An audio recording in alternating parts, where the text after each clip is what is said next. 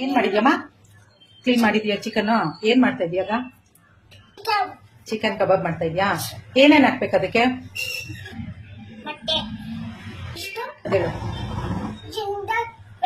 Okay, kebab powder, ಹಾಕು. 2 spoon corn flour, ಸ್ವಲ್ಪ salt, ಸ್ವಲ್ಪ ಮೊಸರು, ಸ್ವಲ್ಪ ಚಿಲ್ಲಿ ಪೌಡರ್ ಹೇಳು. ಇದೆಲ್ಲ ಹಾಕಿ ಮಿಕ್ಸ್ ಮಾಡಬೇಕು. ಹಾಕೊಂಡು ಮ್ಯಾರಿನೇಟ್ ಮಾಡಿ ಮಾಡೋಣ. ಇವಾಗ ಎಣ್ಣೆ ಬಿಸಿ ಆಗಿದೆ, ಹಾಕ್ಬೇಕು. ಚಿಕನ್ ಹಾಕ್ಬೇಕು.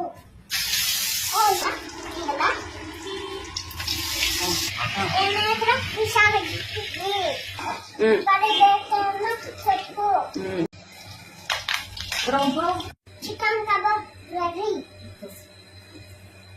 ನೀನು ತೋರಿಸಿ, ನೀನೇ ಇಟ್ಟು ತೋರಿಸು ಮೇಲೆ.